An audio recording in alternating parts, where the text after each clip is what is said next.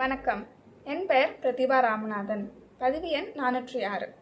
இன்றைய தலைப்பு தந்தை சொல்மிக்க மந்திரம் இல்லை என்பதாகும். இதற்கு முதல் காட்சியாக தசரதர் தன் 4 புதல்வர்களையும் 5 வயதிலேயே கல்வி கற்பதற்காக குருகுலம் அனுப்பி வைக்கிறார். அந்த 4 சிறுவர்களுமே தந்தை சொல்லே மந்திரம் என கருதி சென்று வருகிறார்கள்.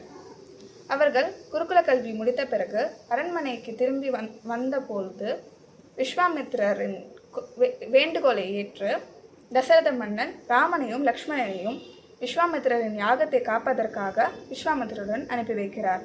அப்பொழுதும் தந்தை சொல்லே மந்திரம் என இவ்விருவரும் கருதி விஸ்வாமித்திரருடன் சென்று வருகிறார்கள். அடுத்த காட்சியாக தசரத மன்னர் நாளை உனக்கு முடிசூட்டு விழா என்று ராமரிடம் கூறிய போதும் பிறகு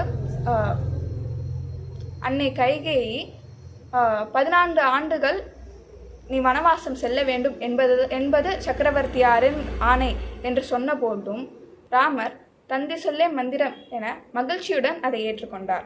இந்த இரு இடங்களிலேயும் அன்று பூத்த செந்தாமரையின் பொலிவையும் மிஞ்சிய வண்ணம் ராமரின் முகப்பொலிவு இருந்ததாக கம்பர் வர்ணிக்கிறார். இந்த நிகழ்வுகள் தாயிற் சிறந்த கோவிலும் இல்லை, தந்தை சொல்மிக்க மந்திரம் இல்லை என்ற வரிகளை உயிரூட்டுவதாக இருக்கின்றது. பின்பு வாலி மோட்சம் படலத்தில் வாலி தன் மகன் அங்கதனை அழைத்து, நீ ராமனை வணங்கு, உன் உயிருக்கு உறுதி செய்து கொள், நீ ராமனுக்கு தொண்டு செய் என்று சொல்கிறார். அங்கதனும் தன் தந்தை சொல்லே மந்திரம் என கருதி ராமனின் உறுதுணையாக நடந்து கொள்கிறார்.